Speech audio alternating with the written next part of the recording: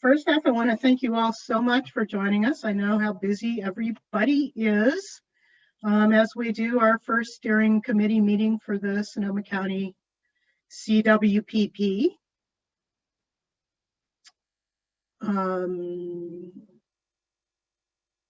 Next slide.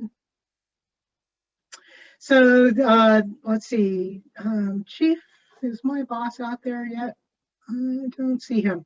This CWPP update is part of a grant that Permit Sonoma received from FEMA/Cal OES through the first hazard mitigation grant in 2017 after the 2017 fires. Our primary team at county is James Williams, who is our county fire marshal and fire warden, myself, and Domenica Giovannini, who I think should be on here soon, is our marketing specialist.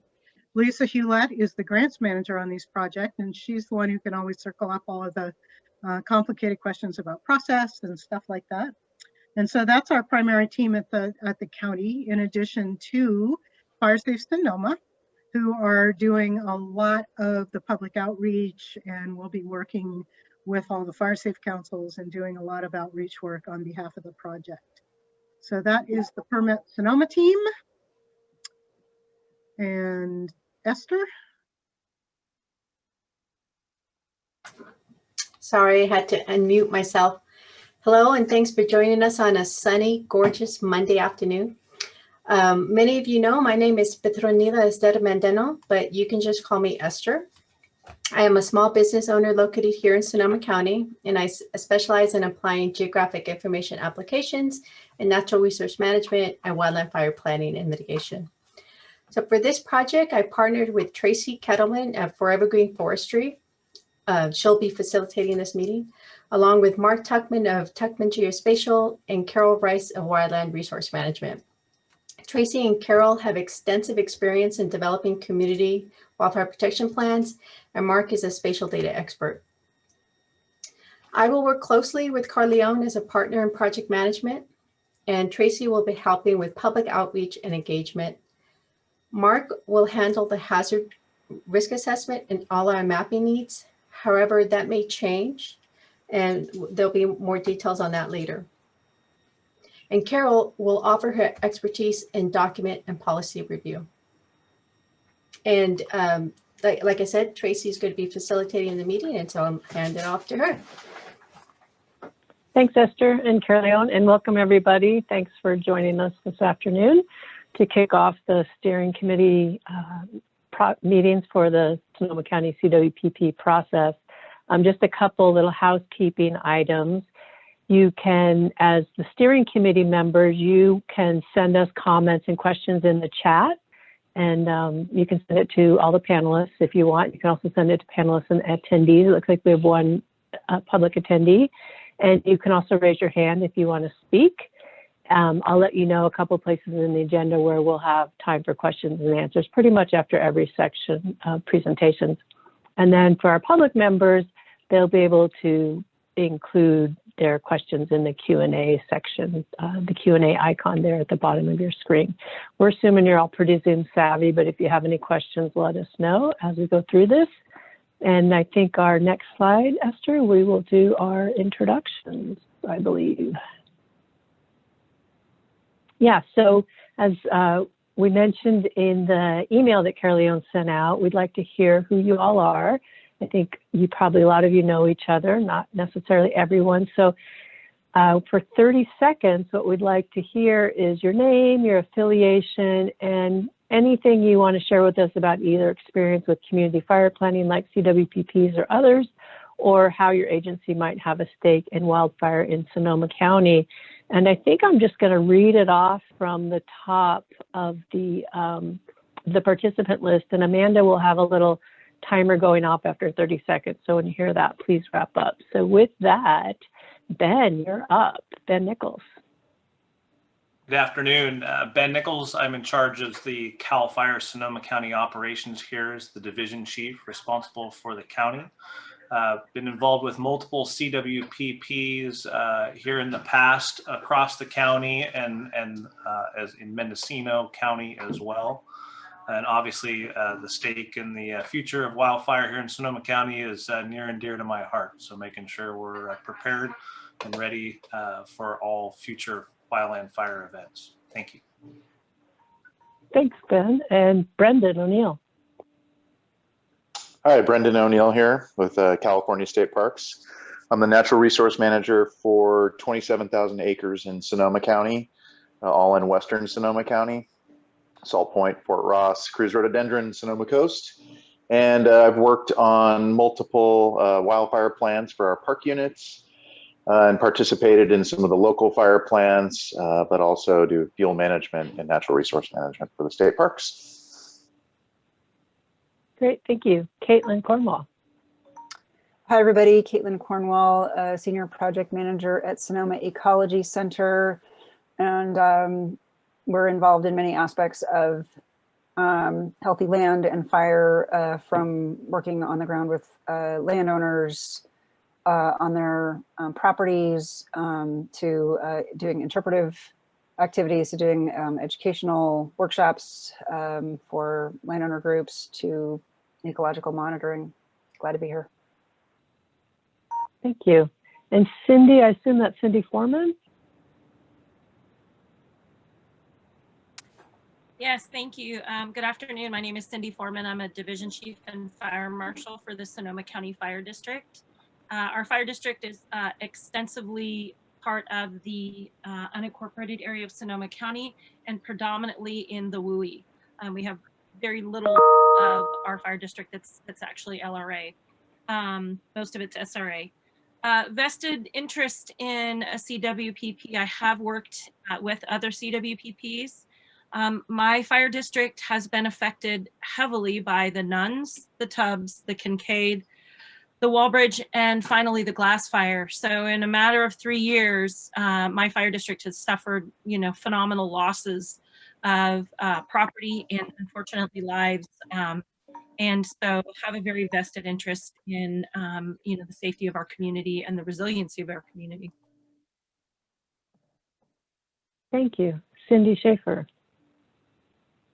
Hi, I'm Cindy Schaefer, and I'm the Natural Resource Program Manager for the district to the south of Brendan's district. So that's the Bay Area district of California State Parks. And we have the state parks in the Sonoma Valley, Trione-Annandale State Park, Sugarloaf Ridge State Park, Jack London State Historic Park, and then also the downtown Sonoma State Historic Park and the Petaluma Adobe State Historic Park in Petaluma.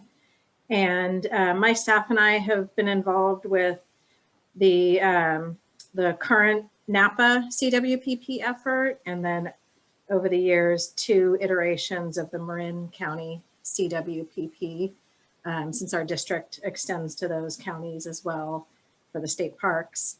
And similar to Brendan, up north of us, we do fuel reduction, forest management, invasive species control, a lot of vegetation management in our parks, and are currently reviving our prescribed burn program in our district. So happy to be here with everybody. Thank you. Dominica. Hello, everyone. So as semi-introduced me, I work for Permit Sonoma, and I have pretty much spent my entire career in government, communications, public affairs, and a lot of hard marketing. And so that is my role here, is working with the team to make sure that we're getting the message out and we're getting it out right. Thank you. Ellie Inslee. Hi, everyone. I'm the person that I'm the second for the Sonoma Ecology Center. And I actually know a lot of you from the work that I've been doing with defensible space, sustainable and ecological defensible space. We've done a lot of workshops, and And I've been working with Caitlin on a number of aspects of just helping landowners just in their defensible space, but also helping with community groups as they plan doing work just outside of the obvious defensible space area. And we've been working with Fire Safe Sonoma as well. So this whole process seems absolutely critical in getting the big picture and getting everybody on the same page. So I'm really looking forward to working with you all. Thank you. Roberta. Hi, welcome everybody, and thank you for making the commitment to be on this steering committee, whether you volunteered or were, what do you call it when you're drafted, indoctrinated? But anyway, thanks for inducted. Effort. Yeah, I'm the president and CEO of Fire Safe Sonoma. For the couple of you here who may not know me, I think most everyone knows me. And Fire Safe Sonoma has been instrumental in crafting 9.5 CWPPs currently. Geyserville is one we're working on right now to wrap up. And we were instrumental in crafting the very first countywide CWPP. So it's going to be wonderful to be involved in this process. Yeah, so I'll leave it at that. Thank you guys again for participating. Thank you. Jason. Hi, I'm Jason Wells. I'm a licensed forester with Sonoma and Gold Ridge Resource Conservation Districts. I provide technical and planning assistance for forest and fuels management. The RCDs are non-regulatory special districts of the state that help individual landowners and landowning agencies to better serve the community needs and protect natural resources. And I'm really interested in community organizing and in landscape level planning, especially in that WUI area. I think that's probably the hardest nut to crack. So I'm really excited to be here with you all and talk about just that. Thanks, Jason. And Jeff, I assume it's Jeff Tunnell?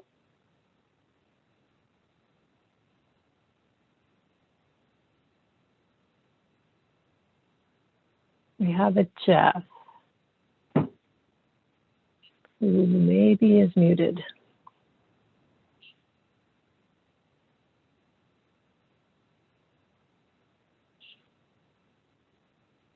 Let's come back to that person. John Mack. Good afternoon, everyone. Nice to see you all. I'm John Mack. I'm Natural Resource Manager at Permit Sonoma and oversee the HMGP grant program that Lisa Hewlett works on, and I'm doing lots of post-fire resiliency stuff in the last 3 years. So good to be here. Thanks. Thank you. Ken Height. Oh, you're muted. There we go. There you go. All right. I'm Ken Height. I'm with Fire Safe Sonoma. I've been on the board there for the last 4 years, been involved working on several of the CWPPs at the local levels that Fire Safe Sonoma has helped support and have a vested interest in all this. I live in a WUI and, have been forced to evacuate from my home and also own horses and forced to evacuate them a couple times. So a real vested interest in wildland fire safety. Thank you. Lisa Hewlett. Hi, thank you. Hi, I'm Lisa Hewlett. I'm with Permit Sonoma. I'm managing the multi-jurisdiction hazard mitigation plan, which this CWPP will become part of. I have no experience with CWPPs whatsoever, but I do have experience working 10 years as the executive director of the Gold Ridge Resource Conservation District, then 10 years at the Nature Conservancy doing local, regional, national, and international planning efforts, which involve the huge groundswell of community engagements. And I'm looking forward to participating. My interest in fire is more than professional, it's personal. having lost a house in the Tubbs fire, a family home in the Carr fire, and then evacuated in subsequent years. So thank you for inviting me to this group, and I look forward to working with you all. Thank you. And Lisa, is it McKaylee? Hi, everyone. I'm Lisa from Pepperwood, and our mission is inspiring conservation through science. We do research, we do education, we do community collaborations. Our site, 3,200 acres, has burned in recent fires and is a demonstration site for restoration and also a CAL FIRE research site. And then we partner with the RCDs and Forest Working Group and others to use our site as a training site for landowners. We partner on a lot of things, including the hazard plan that Lisa's managing. I'm on the steering committee, and we helped with the mapping for that, for mapping fire hazards. We also are the technical lead on the wildfire fuel mapper. We work with local groups on CWPP, so we've been providing data to Diamond Mountain and the Mark West community who are trying to link up their CWPPs. I haven't worked on one directly before, so I'm really looking forward to learning about the process.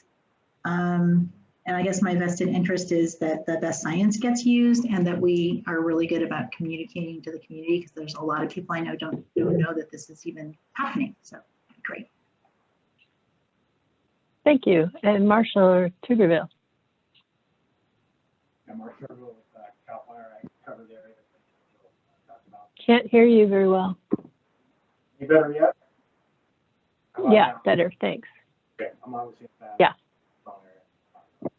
Today, but northwest portion of. Any better? Yeah, you'll have to speak up. How about you just wait on me and I'll get to a better side. Okay, thanks. Matt Green. Afternoon, everybody. I'm Matt Green. I'm a registered professional forester, and I manage a good chunk of small private land ownership here in Sonoma County, and do a lot of planning and prep for a lot of the coastal communities out here on the coast.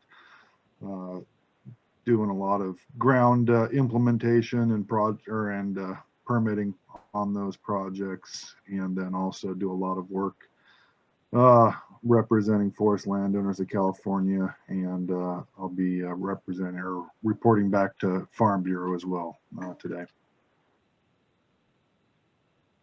Thank you. Misty Wood. Hi, everyone. I'm Misty Wood with the Sonoma County Sheriff's Office. I'm the Community Engagement Liaison. So on a day-to-day basis, what that means is I'm the manager of our public outreach unit, focusing on external communications, relationships, and education. During a large wildfire, my role switches to co-leading our crisis communications team. So that's releasing evacuation orders and all of the follow-up information associated with that from the law enforcement side of things for unincorporated Sonoma County. I've been in law enforcement for 4 years, and I was a land use planner for 13 years before that. My degree is in environmental studies, so this is right up my alley professionally for a number of reasons. I worked on a few CWPPs in the past at the local level in West County and over in the Sonoma Valley. So the Sheriff's Office interest in CWPPs is typically as it relates to evacuations. So how people are receiving evacuation notices, typically that's looking at like telecom infrastructure and things of that nature, and access as well, because we all know that evacuating in some parts of the county can be quite challenging due to the road width conditions and things of that nature. Thank you so much. Thank you. Monica Del Martini. Hi, everyone. I'm Sherry Emerson II for Ag and Open Space. I'm a stewardship specialist with Ag and Open Space and the project manager for the Saddle Mountain Open Space Preserve, which is in the Mark West watershed. We, as an agency, do kind of the standard suite of land management projects similar to what Cindy described for state parks. We do invasive species control, thinning, forest management. We are trying to spool up some prescribed fire projects. Working on planning for that.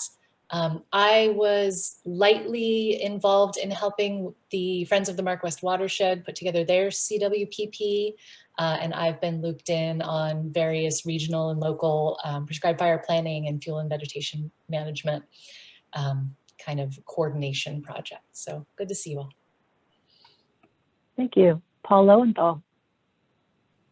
Hey everybody, Paul Lowenthal, Santa Rosa Fire Department, also Fire Safe Sonoma board member. I oversaw the development and now implementation of the City of Santa Rosa's Community Wildfire Protection Plan, and also the development of our vegetation management program.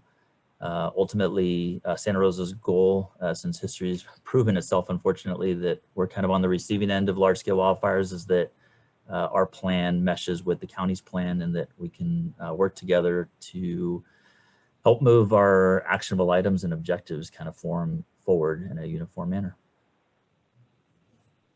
Thank you. Robert Aguero. Hi everyone, Robert Aguero, registered professional forester with Permit Sonoma. Several of my Permit Sonoma colleagues are here, so I don't think I need to go into too much detail about Permit Sonoma's interest. So appreciate the opportunity to be here. Thank you. Sherry Emerson. Hi, I'm Sherry, the Stewardship Manager at Sonoma Ag and Open Space District. I've worked with many of you over the years in various capacities. It's good to see everybody. As Monica mentioned, we are responsible for land management on those properties that we own and manage, but it's about 4,000 acres across the county now. And then we hold conservation easements over about 120,000 acres across the county, all different reaches. So a lot of conversations with landowners and partners, worked with many of your organizations as well on these types of projects. I haven't personally been involved in a CWPP prior, but I have been involved in other kind of regional planning processes, and we just really appreciate the invitation to participate today. Thank you. Thank you. Steve, I assume that's Acre from Sonoma Valley Fire? I may have butchered your name. Steve Aker, very close. Hi, I'm Steve Aker. I'm the fire chief for Sonoma Valley Fire District. We cover the southeast area of Sonoma and the Mayacamas Range from just south of Kenwood down to and including the city of Sonoma. Our district was formerly the Valley of the Moon and Glen Ellen fire districts, as well as the Mayacamas service area.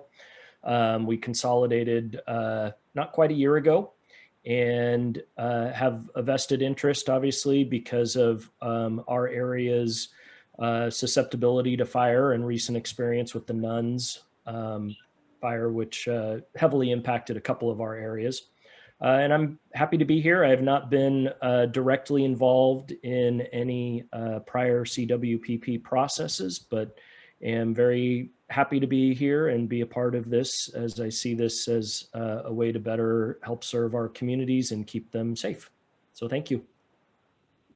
Thank you. Tani Tesconi. Hi, everybody, and thank you for including us in this. I'm Tani Tesconi, the Executive Director of the Sonoma County Farm Bureau. We have about 1,800 members. 1,300 of those members identify as ag owners, ag members. And so, as you might guess, a large part of our interest is trying to stop these wildfires from ruining crops, infrastructure, and now we're really experiencing a lot of canceled insurances, and many of our farmers cannot find liability insurance right now. So really glad this is coming together. I appreciate all the talent that's on the call, and thank you so much for including us. Thank you. Valerie Quinto. Hi, I'm Valerie Quinto. I'm the Executive Director of Sonoma Resource Conservation District. So I'm Jason Wells's alternate here.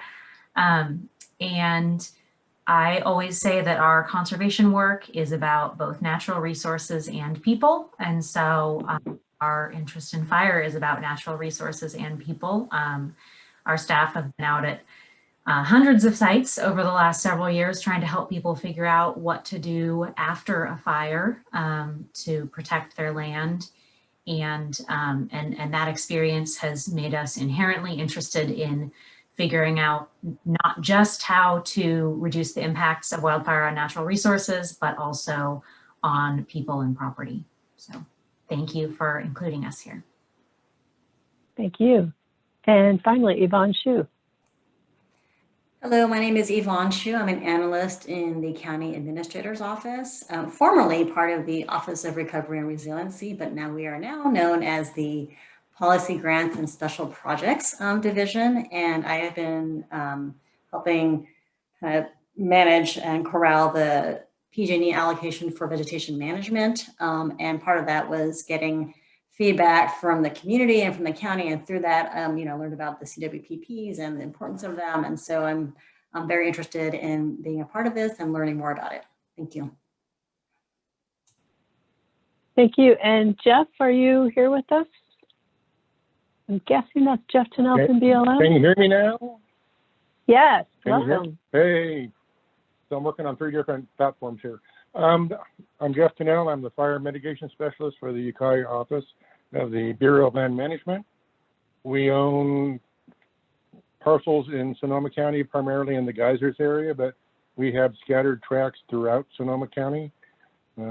Just for background, I would assume 80% of our land base in this office has burned in the last 5 years. So we're interested in keeping the rest that we can. Great, thanks, Jeff. And Marshall, you want to give it a try again? Just talking to her. Can you guys see me? Marshall Turbeville. I'm with Ben Nichols now, CAL FIRE Battalion Chief in Northwest Sonoma County. Also on Fire Safe Sonoma, and then associated with Northern Sonoma County Fire Protection District. So some experience in CWPPs, modeling, and basically wildfires from cradle to grave, all from mitigating to suppressing. That's it. Thanks for getting in there. Is there anybody else who didn't get a chance to introduce themselves?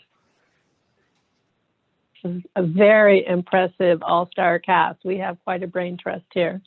So thank you all so much for being here today and taking time out of your busy schedule. I think, Esther, if we can go to the next slide, just really briefly need to mention that if anybody needs additional information about ADA compliance, you can call the phone number on your screen, 707-565-3535, or reach out to Michelle Montgomery, michelle.michelle.montgomery@sonoma-county.org. And you can get more information about the project at our project email, permit-sonoma-wildfire-plan@sonoma-county.org. We will have time for public Q&A towards the end of the meeting. And if you have any other compliance issues or questions, please let us know in the chat and we'll try to accommodate you. And with that, I think it's time to pass it on to Carol Leone to give a brief introduction to CWPPs. Given that you all know a lot about this, it'll be brief. Thanks. Yeah, I am just so thrilled to have all of you guys on this project with us and I just learned some stuff like Misty. I had no idea you had a land planning background. That's amazing. So I'm really feeling good about the brain trust that we have here. I'm super excited. I know that most of you probably at this point know what a CWPP is. It's not a regulatory document. It was formed as part of the Healthy Forest Restoration Act of 2003, pretty much just in order to get everybody on the same page in terms of what the hazards are, what the best mitigation strategies to address those hazards might be, and make sure that everybody's talking to everybody else from a federal down to an individual community member standpoint, so that when projects are launched, they're well thought out, well developed. And in that vein, the CWPP will also provide a lot of information to groups wanting to launch grant programs. Our risk assessment for this CWPP, I'm so excited about. We're using geographic information system. Esther is going to be talking a lot more about this in further slides, to really make some data informed decisions about where the worst risks are, and therefore where projects are the most likely to serve the purpose of saving lives, home, and the environment throughout our county. The CWPP will also include descriptions of landscapes, vegetation, history, and people, and we'll have a prioritized list of community preparedness projects or hazard and risk mitigation projects that we can use as a guide for future planning of projects across the county. Most of you and I interacted back in the day when we crafted up the 2016 version of the CWPP. You can take a look at that on Fire Safe Sonoma's website. It was Fire Safe Sonoma's project, which I, by and large, led the charge on along with Roberta. We got that thing signed right before the fires hit in 2017, and everybody's world completely changed from that day on. This project is really exciting in that it has a lot of budget to do things like the GIS work for the hazard index. So I think it's going to be a vastly different and really, really functional document that I'm super excited about. But feel free to bang in and take a look at that if you wish. The data that we're amassing through our GIS work is really going to drive the ship here. We are integrating this plan into the County of Sonoma Hazard Mitigation Plan, which in turns is part of the general plan update. So that's a really important new thing that we will be doing with this. And because of that, we will also get formal adoption from the state and approval by FEMA of the plan at the end of the day.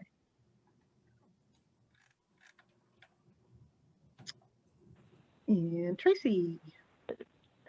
So thank you, Carly-Ann. So a brief overview of the process, and if any of you were in the kickoff meeting, we went into this in a little bit more detail. We had that meeting, it was 2 weeks ago now, on February 16th, and now we're starting a steering committee process. There'll be 4 quarterly meetings of your committee over the next year, every 3 months or so. The risk assessment is starting. Esther's going to tell us about that. We're going to be doing a lot of this via an online story map, and Esther will also be sharing about that. That's a place where you will be able, you and your networks and the public in general will be able to provide input through that online hub site, whether it's drawing lines on a map or submitting a form, et cetera. There's a lot of opportunities there. We're going to be launching or hosting 5 public input meetings this spring, probably in April. There will be 1 in each supervisorial district. And so it is important that people attend for the meeting for where they live, because we will be reviewing maps and looking at risks and hazards and values and projects and such for each of those geographical areas. And we're working on developing an online process in Zoom for mapping. If you have any experience with that or have seen any cool tricks, please let me know, because we're looking for best practices on that. The risk assessment will continue over the summer, incorporating the input from those public meetings, and then we will be drafting the plan content by next fall and have a public review draft out sometime next fall, early winter, probably after fire season, so you all have a chance to review it. And someone is mute. Let's get Paul muted if we could. Amanda? Oh, I'm sorry. That's okay. And then after we release the public review draft, we'll have another round of public review meetings based again on each supervisor's district. So we'll take that back out to each district and go over the document in quite a bit of detail and give everyone an opportunity to provide comments. Finally, we will have agency review and signing. And if you're familiar with CWPPs, that's basically CAL FIRE and the fire districts, or in this case, the Fire Chiefs Association for the county, any of the municipalities that want to sign on, and the county. And then, as Carly-Ann mentioned, it will be added into the multi-jurisdictional hazard mitigation plan. So this is the process we've drafted it up as an engagement strategy that we can share with you later. Just wanted to let you know kind of what the plan is. And I think with that, Esther, we've got, questions. So steering committee members, you're welcome to raise your hand. You do that in your, I believe it's in your participant window, or is it at the bottom of your screen? I'm seeing a different screen. I think it's at the bottom of your screen. You can also type questions and comments in the chat. And then general public, you're welcome to save your questions for the end. It looks like Ellie, go ahead. You'll have to unmute yourself. I may have missed this, but in that outline of what's happening when, at what point are the steering committee meetings?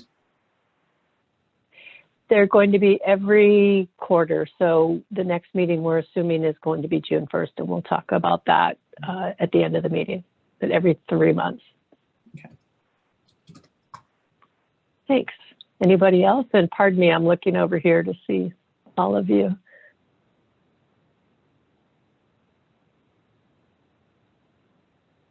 Don't be shy. I know this is basic stuff for a lot of you who've participated in a lot of CWPPs. And of course, we're available through that email address. Maybe Esther or Amanda could put that into the chat. And a lot of us are all colleagues in this, so feel free to reach out to any of us in the process that you know, whether from the Permit Sonoma side or the consultant side. City and neighborhood CWPPs to county CWPPs, what's the relationship? Roberta, do you want to talk a little bit about that and Fire Safe Sonoma's role? Sure. So a countywide CWPP takes a look at, obviously the geography of the entire county. And, just to back up a little bit, just to remind everybody, a CWPP essentially is a risk analysis of a given footprint. And so the countywide CWPP, you're doing a wildland fire risk analysis of the county geography, that entire footprint. Whereas the local CWPP does the same thing, same process, but it's looked at a more finite level. And it's looked at, at a local community level. But it's still another risk analysis done very much the same way as a larger countywide risk analysis, but it's done at the local level. And where they meet, if you will, I was going to say where they crash into each other, where they meet is important, because where folks have done a local CWPP, they've done a lot of the work and put in a lot of the effort in terms of crafting that risk analysis. And that data could be folded into the larger countywide CWPP moving forward. At the very least, my expectation would be moving forward is that through the county process, we'll look at all of those. I think we've got 8.5, almost 9 of them now countywide that we've worked on. If we look at the risk at the risk assessments that are done as part of those risk analysis processes, and at least compare and contrast what rose to the top in the local communities with regard to noticed risk and proposed mitigations for those areas. So I think at the county level, we need to be looking at those local level projects and the assigned mitigations, and compare and contrast that information with what the county is seeing with their new methodology moving forward to do the countywide risk analysis. And then finally, I'll wrap up with Fire Safe Sonoma's fundamental role in this process is to pretty much act as the representative to those local community groups that we've engaged with, and others who are interested in the process, who want to engage, to provide the dialogue, the back and forth between the local level comments, concerns, issues, whatever, in the countywide project. So for example, if you are involved in the Sea Ranch and you've worked on that CWPP, and you want to bring something forward into this group, a good way to do that is to go through Fire Safe Sonoma. We're going to have a series of meetings as well where this can occur. So you can bring up your topic through Fire Safe Sonoma, and Fire Safe Sonoma will bring it into this forum, the steering committee, to make sure that the issue gets addressed. So that's how I see Fire Safe Sonoma's role as we move forward. And this would be in addition to the other means that the public will have to engage in the process. So I will leave it at that. Thank you, Roberta. Carolyn, did you want to add something? Just very, very briefly, what we want to do is include those local CWPPs as appendices to the countywide. So they will be in there, and those local plans then will have to be updated every 5 years along with the countywide. And hopefully we'll get people to get in and refresh their projects lists and do all of that on a yearly basis so that the countywide and the local plans are driving. Thank you. And with that, I think let's move on to our next agenda item, and we have time at the end for more questions. So this is one of the main things that needs to happen today is that you as a steering committee need to adopt a set of ground rules which do describe how you will operate. And Carolyn sent this out, in the email last Friday. Esther, I think, were you going to open the document live? So while that's happening, let us know. And can we get a map of where the 9 community CWPPs have? Yes, we will get all that to you. The local CWPPs will be on the website that Esther is going to describe in just a moment. So this is a document that basically describes the purpose of this group, who the chair and the vice chair are, talks briefly about how you will function, talks about your attendance, and if you can't make it, that you need to let Carolyn know, 50% +1 for a quorum, that you all have alternates. Nope, I'm speaking too fast. There you go. And a lot of the alternates are here today, which we appreciate.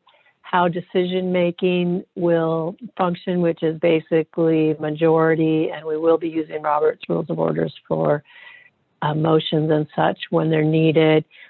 Any recommendations, all that will be recorded, and then how and who can speak about this process and identifying yourself as a steering committee member versus speaking for yourself. And then finally, that the staffing for this steering committee is the Permit Sonoma staff, led by Carolyn for the project, and the Digital Mapping Solutions consultant team led by Esther, and how the public can be involved, and that we'll all be nice to each other, play nice in the sandbox, and that we're meeting quarterly. So with that, are there any questions? And if not, we'll want a motion to adopt.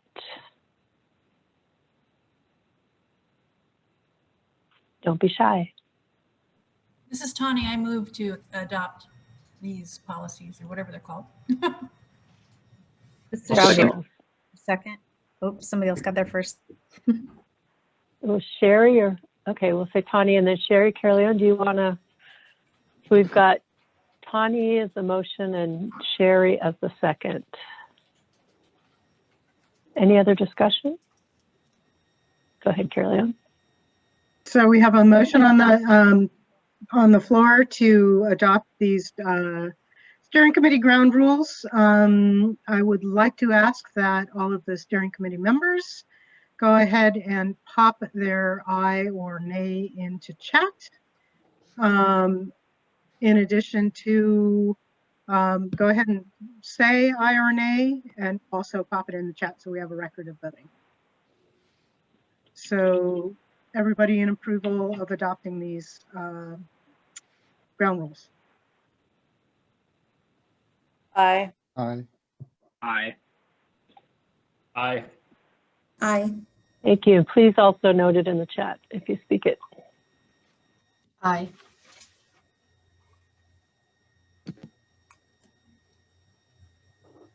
Excellent. I am hearing no comment and no nay votes. So we can move forward. And one of the things that we need to do is pull in a vice chair for the steering committee. So do I have any nominations on the floor for a potential vice chair?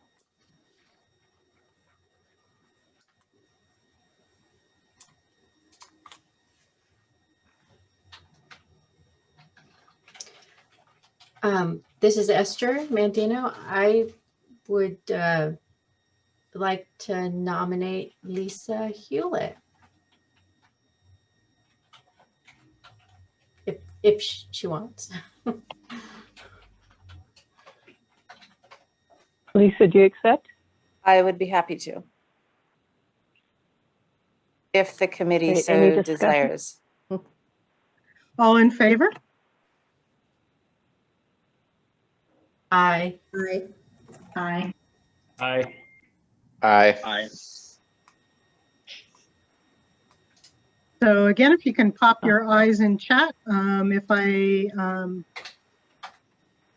have any nays, I speak now or forever hold your peace, and Lisa would be elected as our vice chair. Thank you.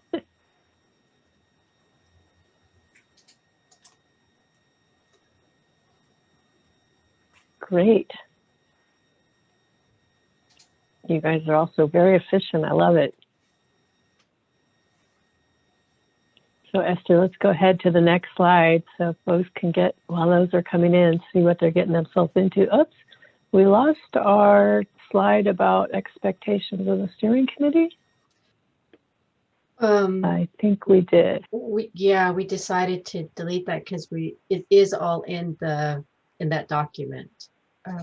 But I'll just read it to y'all real. Oh, I can just read it to folks real briefly. In case there's any questions and you guys want to discuss it.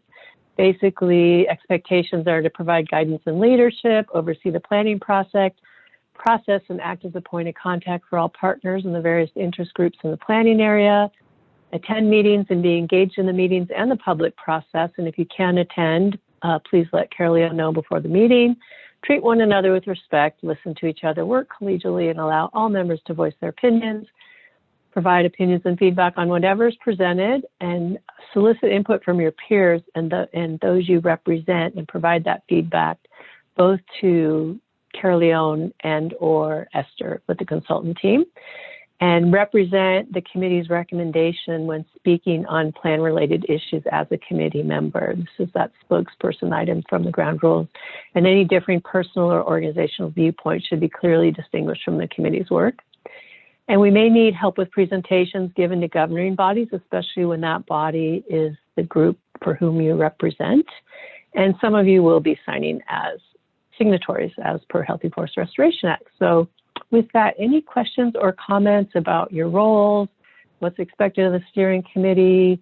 Basically, we'll be bringing, we didn't talk much about this, but we'll be bringing questions, issues that we would like your input on to these meetings every quarter, and potentially emails in between then. And certainly we'll be flagging information for you to share with your networks when anything's happening, like when the public meetings are happening this spring, etc.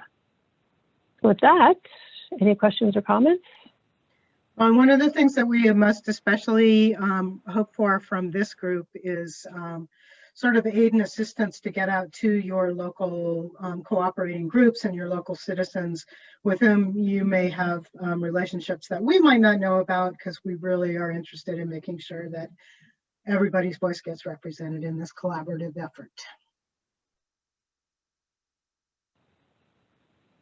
Thank you. Any comments or questions? I'm not seeing any. And again, we'll have time at the end of the meeting to go over those as well, if any pop up, and you can always put them in the chat. So with that, we'll turn it over to Esther to talk about the risk assessment. Take it away, Esther.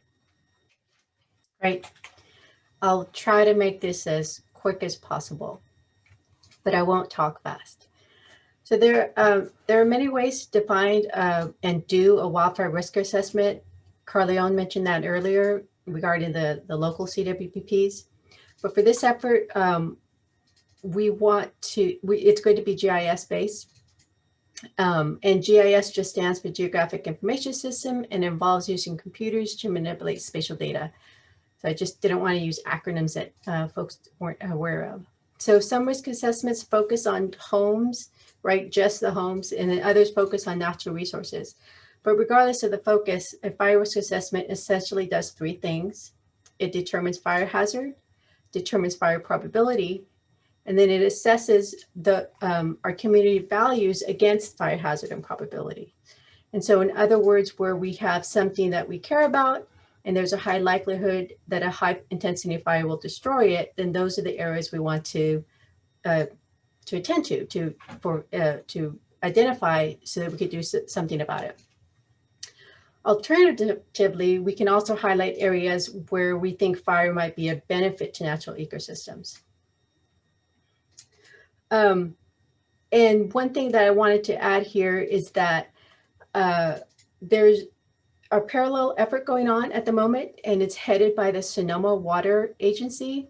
They contracted with the Conservation Biology Institute to develop an online fire risk assessment tool. So we're exploring exactly, of course, the same thing that we're doing. So we are exploring the idea of combining our efforts with theirs so that we're not inventing the same wheel at the same time. But that's not set in stone yet. So we're just going to forge ahead with our effort. And so at the same time, we're trying to collaborate with them. So hopefully that'll all sort itself out. So for this effort, if we do it the way we think that we want to do it, we'll be using publicly available data sources to do our risk assessment. And most of that data is going to come from Sonoma County or our partners in land management like CAL FIRE or the Bureau of Land Management, the Land Trust, and state parks. The data has to be complete across the entire county, so that is a limitation because we're doing a countywide CWPP. But the inputs into the risk assessment will include things like a landscape file that we developed from the high resolution Sonoma VegMap data. We'll also include the extreme weather data derived from the North American Regional Reanalysis Program. And that is all work that's already been completed for the hazard mitigation plan. And in addition, we'll also use things like the proximity to impervious surfaces to determine where fires are likely to start. And finally, we'll include our community values, which there are many, right? So again, just quick, the components of the risk assessment, they're going to include fire hazard, fire probability, wildfire suppression response, and community values. And these four will get combined and we'll end up with a layer that, it will have a low numbers to high numbers, and the high numbers are going to indicate areas that we might want to do some fuel mitigation, and the areas with a low number are just are relatively not important, because of course every place is important, but it's relatively not important, but they still may warrant a project. So one of the first things that we do, sorry, I have to forward my script. So a key component of the CWPP process is developing a community-based map, right? The community-based map, it compiles all of the known features within Sonoma County that we as a community think are important to consider. And it won't be just one map, even though it's called the community-based map, but it includes many thematic maps. And for this effort, we're going to put it online as a story map. And just to explain, I know most of you are already familiar with what a story map is, but just for those who are not familiar with it, it's just an online site that combines narrative text, images, videos, and interactive maps to convey information. So it's just a web map that's been thoughtfully created, given context, and provided with supporting information so it becomes a standalone resource. And there's lots of examples that are out there that have been used specifically to support outreach efforts for CWPPs. And I think we have a few, let me see if I can find them. Well, we have a few examples here in the presentation, and we can also send you the links to those examples. One of the advantages to, I'll explain what I have on this slide. So on this slide, we have an image showing an example of what that community-based map would look like in story map format. It uses individual tabs for each thematic map. So it's interactive, so you can zoom in and out of the maps. It's engaging, meaning you can click on features to get more information, and it's relatively easy to use.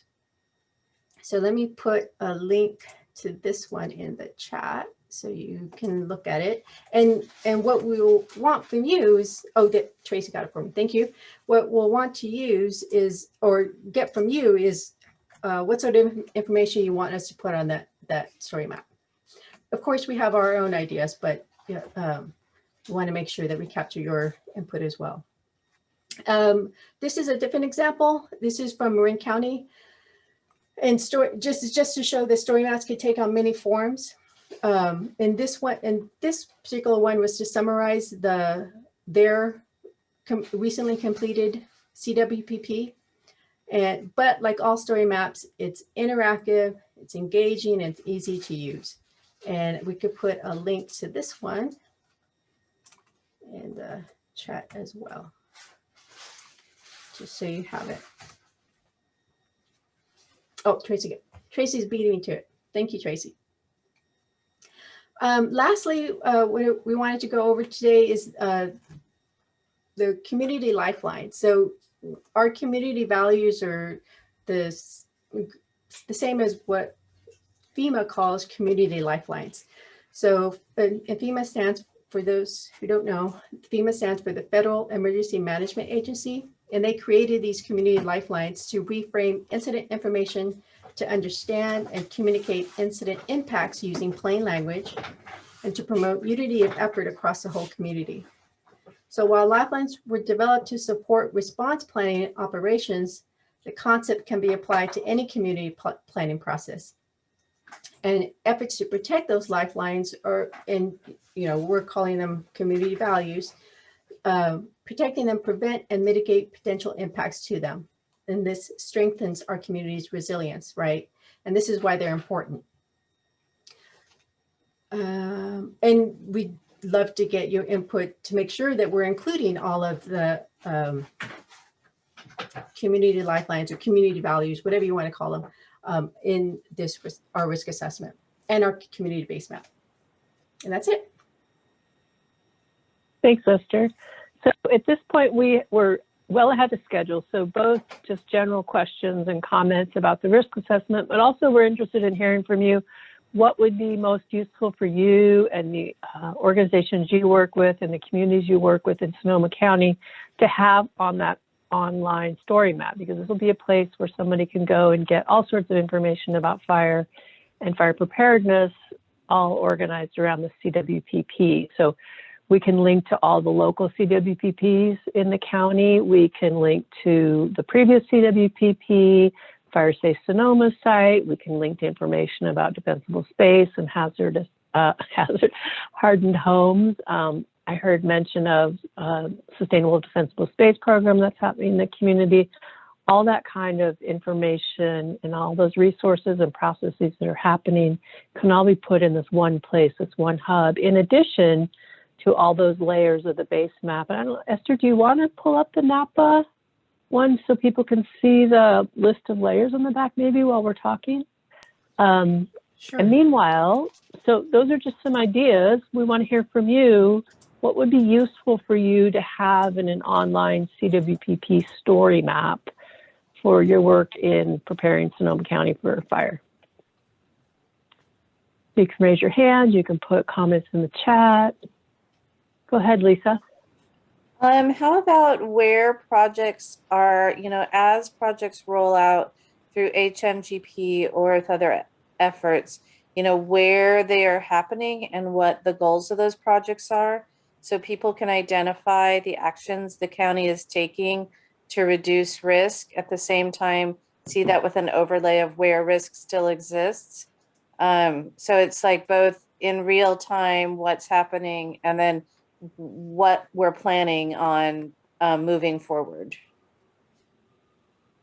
That's great. And Esther's pulling up an example that we've developed for Napa County. Do you want to speak to this, Esther?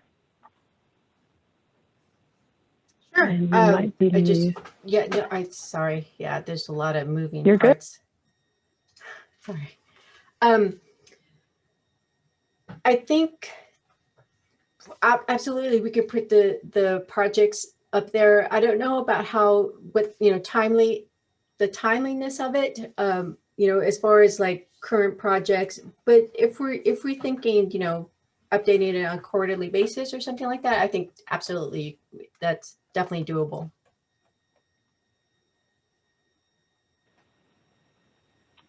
Jeff, did you have a question?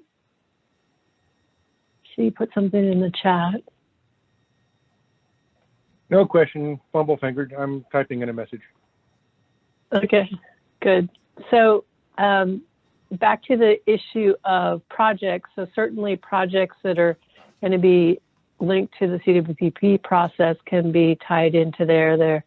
There's a big question in a lot of circles of how do we track all the different projects happening. I think that as those best practices move forward, but around the state and in the county, we can incorporate that into this process. Yeah, I know there's several efforts underway to try to consolidate all that project data, and it's not easy. I have to, just because we've tried to do that in several other places, and it's definitely a moving target. And CAL FIRE, they have the same problem too. Everybody does, but I know that there's folks who've been working on it, and I can't remember which agency just embarked on it, but was it one of the RCDs? I can't remember. We can share that with y'all next time. Do you want to pull up the base map here on the hub site where it shows all the different layers? You can see all the tabs along the top are the various layers. And what we're finding in Napa County, people are really liking this because all this data is then publicly accessible to download, so everybody's working with the same information. And we've got a couple of comments here in the chat. Lisa, do you want to speak to this, or would you like me to read it out? I'm sorry. Okay. Other let me Lisa, look at sorry, the Lisa chat. McKaylee. Oh, okay, that's great. I thought I missed something. No worries. I guess my question was just about if you aren't computer savvy. I mean, I think that this is wonderful, and there's most people will be able to access it. But what's going to be the option for people who either don't feel comfortable in the internet or don't, or is the report kind of provide? Obviously, you can't play with the data, but yes, and that's part of the. Go ahead, Esther. No, actually, I was just going to ask, is that a question for me? Because it's a good question. Yeah, right now, the online content is so rich. There's absolutely no way we could provide that in a printed form.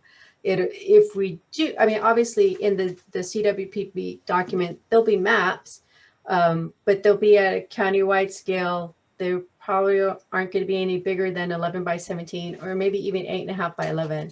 And so you just can't fit in as much information on those maps as you can online. So, the CWPP document will have documents and graphics and figures, but it will not be as richly detailed as what we'll have online.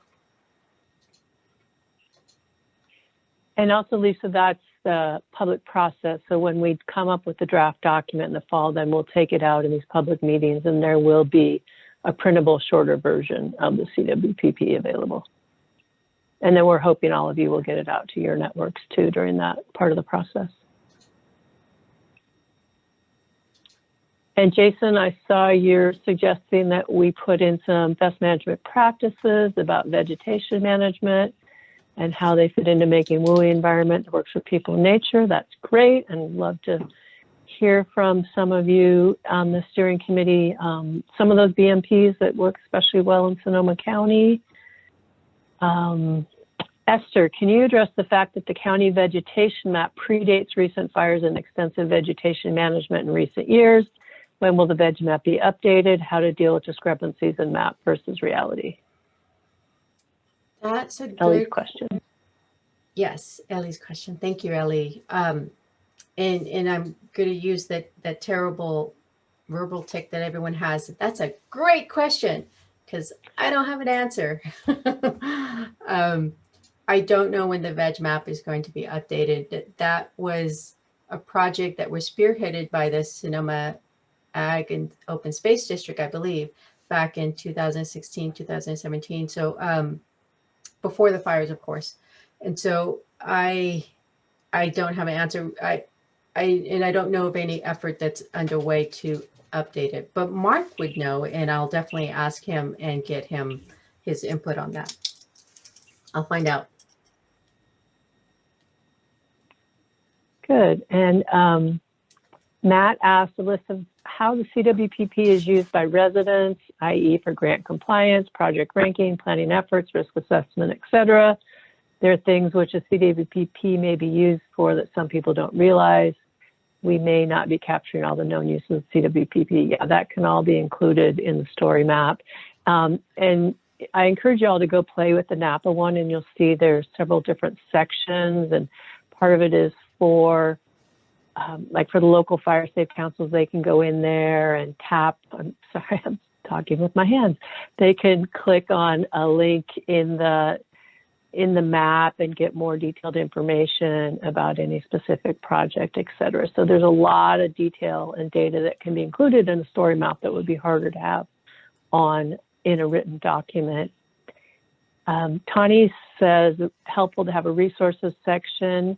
Absolutely, that's part of what we were talking about hardened homes and defensible space and links to other websites. So please, if you've got information that you all think should be included in the resources section, send it to us through the project email or directly to Caroline or Esther.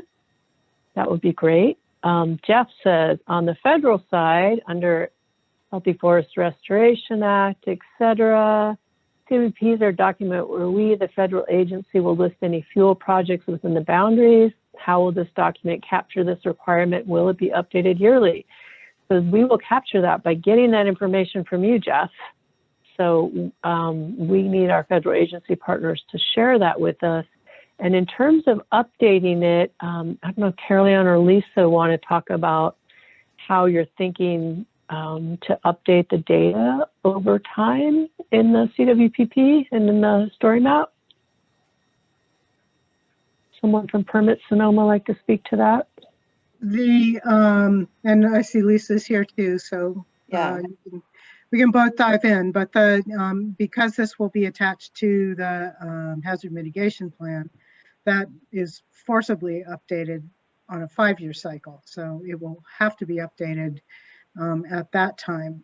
My hope is that through these processes of pulling all of you guys together and pulling the public together in the process, will create a system wherein we can get everybody together at least once a year to update their project lists at the very least. These are the things we want to do. These are the things that have changed, so that those can be thrown into an appendix or have some mean of tracking changes over time. And so Caroline was right. The plan doesn't need to be formally revised, but every 5 years. But there is a requirement to have the what they call the plan maintenance, an annual plan maintenance, which is looking at. This is for the multi-jurisdiction plan. So this process will be parallel and integrated into. So it'll be an annual plan maintenance where we look at projects, at data, at the different elements of the plan and update on an annual basis with a full revision and adoption of the plan every 5 years. So there is a tool we are creating for the multi-jurisdiction plan that allows for that annual update. I am becoming familiar with that tool, so I can't share a lot about it, but it's supposed to be easy. And so my thought is, as data becomes more available for the CWPP and also for the other hazards, then we'll continue to revise and look at these maps and these projects as living documents or living maps, not static. Thanks. And help? Lisa McKaylee says, oh, go ahead. Was somebody else speaking? Lisa McKaylee added, since we are engaged in the mapping with Tuckman Geospatial, we are recommending the county consider using some of the PG&E money go to updating the data layer for the next 10 years, 2 LiDAR runs every other year of imagery. And to my knowledge, there are currently no plans to update the data otherwise. So that's another idea about how to do that and how to fund that. Did you, Lisa McKaylee, did you want to say anything else about that? No? Okay, thanks. And some great ideas and suggestions coming in the chat. Really appreciate it. Jason asked about how to use this tool to build community connections. I think that would be the link to Fire Safe Sonoma and using that Fire Safe Sonoma and the local fire safe councils as a way to do that. And so that's something that I would suggest you talk to Roberta about how to build that out if you have some ideas about that. Kind of scrolling through it for questions. Will the story map be translated or have a translate function? That's a great question. Esther, are you familiar with that? I mean, we're working on making sure that all of our public engagement meetings also are in Spanish. I don't know how ArcGIS is doing that for story maps. Esther, do you want to add anything? Yeah, I don't know of any translation function, but I can look into it. I imagine you might have to just rely on the browser tools, but that's a good question. For the multi-jurisdiction plan, I can say we are best practices dictate that we provide summary documents if requested. At this point, we don't have direction from the county that these need to be translated, but certainly if there is a desire and if requested, then we will meet the community where they need us to and have the documents translated. But there is not a specific plan at this point other than to follow best practices and federal guidelines. And I don't know if that's a satisfactory answer, but it's what's budgeted. And we certainly want to make sure that if people want access to the story map, that we make that possible. And as we're doing the public input meetings this spring, if any of you are aware of certain geographical areas where people speak other languages and that we need to make sure to have that translation available in addition to Spanish, especially, please let us know so we can try to plan for that ahead of time. And as we know better, and as the Office of Equity gets its feet under itself, then we will do better.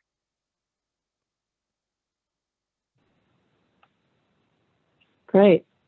And then there are some questions about grant funding, so that can all come under resources. And with that, actually, I think we are at time for this agenda item, although the rest of the agenda is pretty much just a summary. Did you, Esther, want to say something about what you have on the screen? Oh, no. No, I was just looking at what folks have put in the chat. And okay, great. Yeah, keep bringing the questions up. Oh, good question about engaging the tribes. Caroline, you had reached out to some of the tribes? Yes, that is in process, and definitely they have to be part of this process. Yeah, absolutely.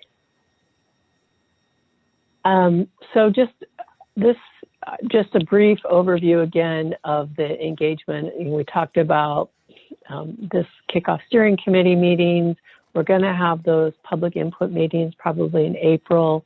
We'll have the online story map, input via the website and the email, which Amanda can put in the chat again. And again, we're hopeful that all of you will help get the word out to your networks. And then the public draft, both commenting on the public draft via the website or sending in an email or sending us a letter to Permit Sonoma and or attending one of the public draft review meetings in the fall. So those are all various parts of the process where people can get involved, and we'd really appreciate you all informing your networks about this process and all those engagement opportunities that there are for them. And so with that, we've got some time for any public questions or any other steering committee questions. I think we have one person calling in, Rosa Schneider. And Rosa, I don't know if you're able to use the Q&A or if you have any questions. Feel free to send them our way. I'm not seeing.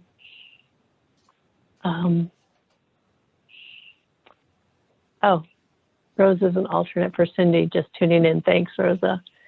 So Yeah, it looks like we don't have any. Yeah, welcome. Do you want to introduce yourself, actually?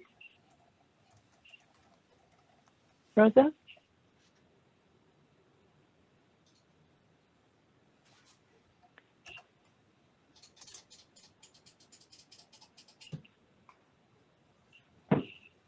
Okay, so with that, actually, we have a few more minutes. Oh, here we go. Amanda, can you unmute Rosa so she can introduce herself? Is that possible? Or maybe that was Cindy saying that. It may not be possible because you called in as an attendee. Sorry about that. So we have some time for more questions, comments in general from the steering committee. That's pretty much what we had for today's agenda. We were going to summarize with some next steps. Is there any other questions or comments that anybody has?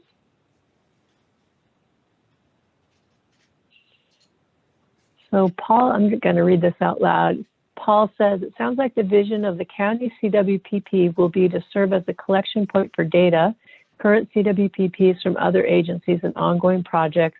But can you clarify how in detail the county plan will get in developing actionable items or call out specific needs, and how we ensure the plans complement other plans, and what do you need from us before the next meeting? Well, that's a perfect segue into our next slide. Carolyn, do you want to address the first part of that question? Yeah, I think at this point, really, our primary focus right now is on that data collection so that we have a place to move from in order to develop what those projects are going to be and help the community understand what projects are going to work best in their areas, and so that we can get their support for projects as we come along in the process. So the actionable items, to a large degree, will come from the communities and from the agencies in those areas, as well as the suggestions from the data.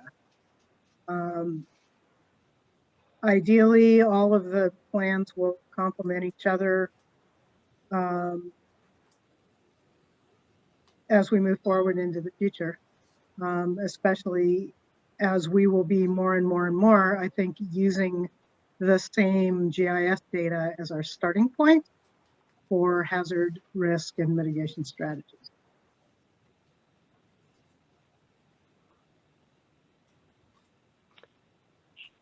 Thank you, Carolyn. And Tani asked that we could email, not chat sample plans from other counties that we feel are good templates for what we were working on. So we can have a follow-up email to all of you with those and anything else that comes out of this meeting.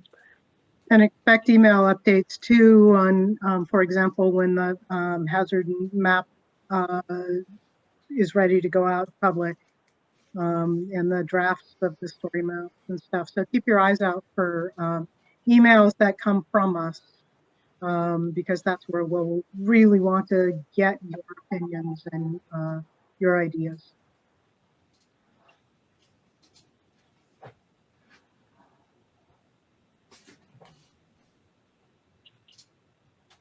Why don't you talk to us about next steps, Caroline, while folks are thinking about questions? So that development of the community-based map is the piece that Esther and Mark and the GIS team are working on now. And that will have a variety of different inputs that are really going to talk about where the risks are, how that's all generated. So we're gathering all of that up now. It's in process. We're working in conjunction with several other projects to develop that.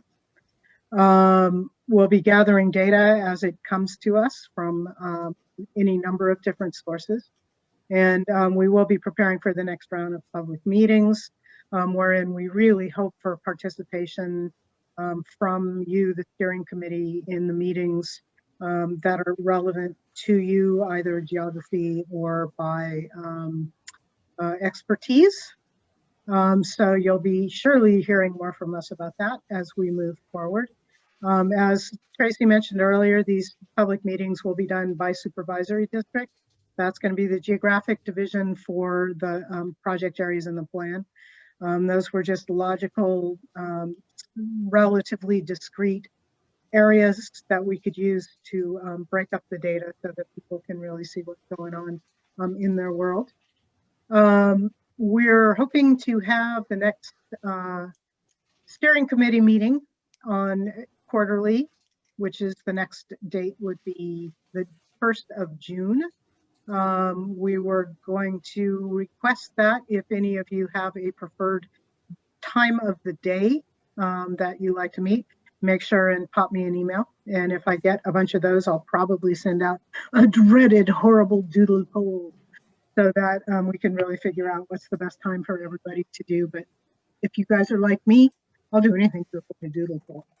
So, but if 2 p.m. works, that's great. And that will be the next meeting of the steering committee. And I'd like to, at this point, really, really encourage all of you to reach out via email, preferably, to contact me with thoughts you have about whatever you think matters in the process, your specific community risks, the outreach strategies. Please let us know. We are your role in this is to advise us of the best way to move forward, and I won't know that unless I hear from you. So most of you have my email, or you can use the project email, which I think is coming up on the next screen.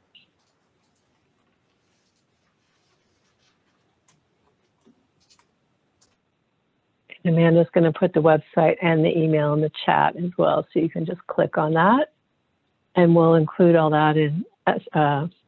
Caroline will include that in the next email that goes out, so you have all that. So with that, any other comments or questions before we call it a meeting? Not call it a day, probably.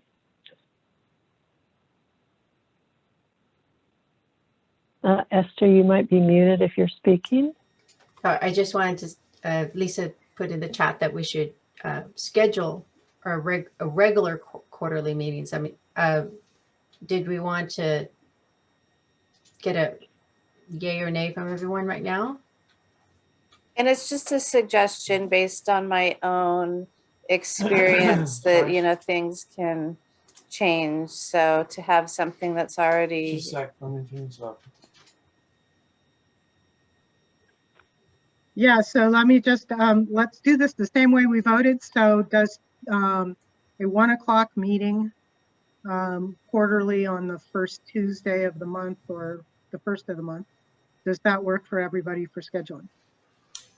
Tuesdays, Board of Supervisors, oh, just as a note. Yes, you're right. So let's switch this up to not the 1st of June, but the 2nd of June, which is the first Wednesday quarterly as we move forward.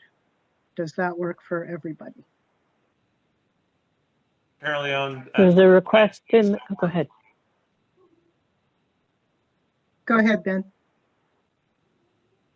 He said Wednesdays don't work for him. Okay. And then Matt Green asked later in the afternoon so we can get some field time in. So if we were to say closest to the first of the month every quarter on Thursdays at 3 in the afternoon, how does that sound to people? Thursday afternoon at 3, you know, on the first of the month or whatever the Thursday is following that.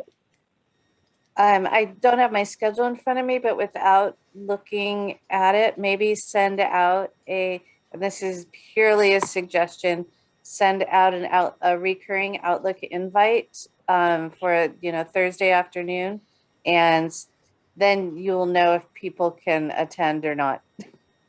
And I would say, yes, it's good to have an alternate in order to have a quorum. Yes, and you definitely can send your alternate in your place. And if you don't have an alternate yet, please let Carol know who your alternate is. Thanks, Lisa. That's a great suggestion. That's why we have a vice chair. So that's what we'll do. I'll send out a recurring invite for Thursdays, 3 o'clock. And you can reply with a no, I can't come if that's a bad time. And I will work on, I think at that point, if I get a bunch of them back, I think I will send out a dread doodle poll because that might be easier in the long run. So there we have it. Thank you, everybody. Yes, thanks. You've all been great. Thanks, everybody. So I believe I can call this meeting to a close. And thanks, everyone.